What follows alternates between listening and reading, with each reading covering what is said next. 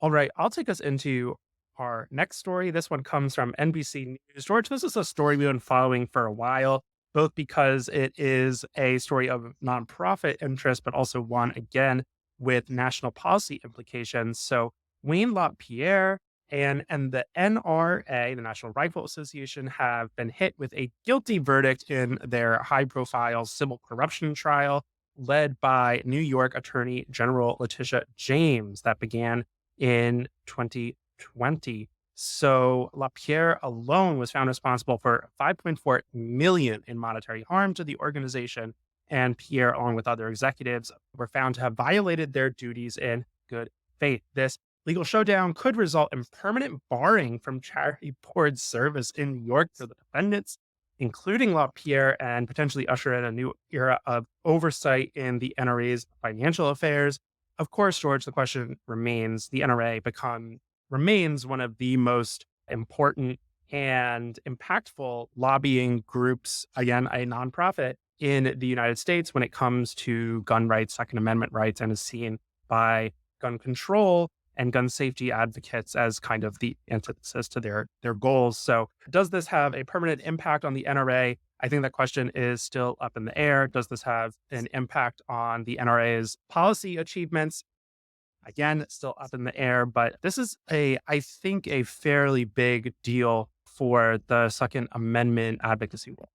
Yeah, I guess part of me is, saying like, I'm not exactly sad that the leader was a bit corrupt and allegedly, or actually stole millions of dollars from the organization because those millions would have gone toward, lobbying and finally putting more guns in the schools, which is terrible. Yeah, like stop with some of the advocacy that you're getting behind that makes our population less safe. So I'm like, all right. I think the bigger piece here is the barring from charity board service in New York.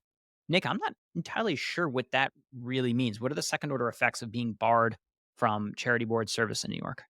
George, that's a great question. And that's actually an interesting one because, as we just saw in the Trump trial, Trump business dealings trial, with a verdict that slapped Trump with, I think, a net 300 something million-dollar verdict, but with interest, it'll be over $400 million. But one of the potential ramifications with that was actually barring defendants in that trial, Trump and his children, from actually conducting business in the state for a varying number of years. And of course, that's going to be appealed. I wonder, however, if this has similar in- implications in the nonprofit angle. Would barring LaPierre and others from serving on the board have a meaningful impact on the NRA's ability to operate? Quite frankly, don't know. It'll be interesting. Of course, the NRA is not the only kind of pro-gun lobbying group, right? Second Amendment uh, lobbying and advocacy exists beyond the NRA. But that potential barring from the board and the legal fallout from this, I think, could impact, in the short term at least, the NRA's ability to organize and particularly mobilize financial resources, donations, that kind of thing in a critical election year. Yeah, I don't know if it is a really big hit actually that can still raise money. It's just a matter of board directors and their abilities in New York. So we'll see. But I thought it was interesting, and I know it had been in the courts for quite some time. But the details of that, like the abusive use of financial funds, are a lesson to anybody leading a company or a nonprofit. I'd say, especially where it's like, don't do that. Yeah, don't do that. Also, because I think people kind of misconstrue the NRA.